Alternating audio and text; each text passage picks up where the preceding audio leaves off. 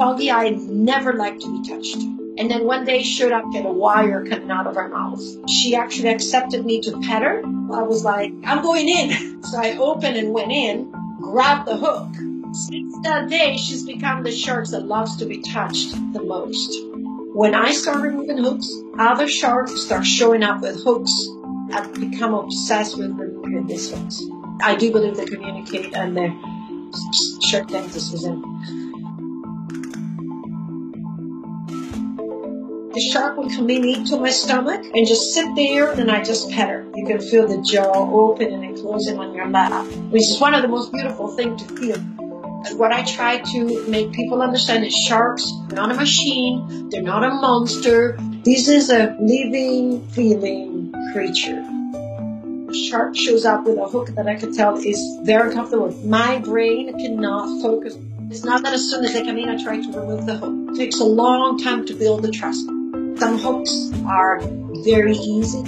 Some of them requires weeks. For as feared as they are, it's one of the most vulnerable animals. Their vulnerability makes you want to protect them. It was a childhood dream. My dream job was to be an underwater scuba ranger, to go roam around the oceans of the world and make sure that the reef is protected and I will have sharks for friends.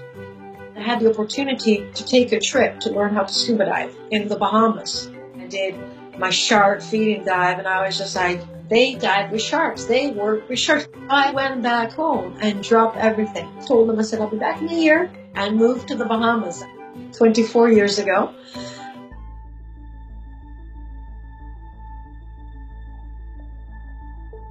I built this relationship by watching and by changing as the sharks changed. It's such an easy animal to be with. I read the sharks the same way I try to read my dogs. I actually read my sharks better than I read my dogs.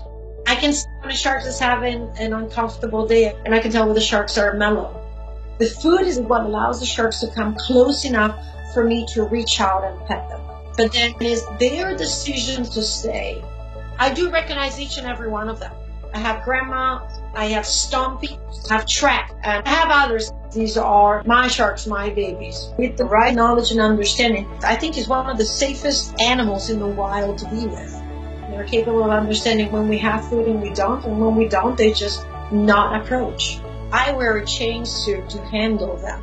Not because they're aggressive or anything like that, but in the unlikely event they decide to bite. I call it the barrier that drops the barrier. Any day and spending in the water with sharks beats anything else for me.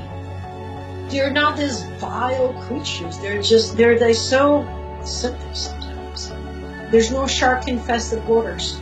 The waters belong to them, and we need sharks in the waters. These are the ambassadors, and they're my sharks, and I will take care of them as much as I can.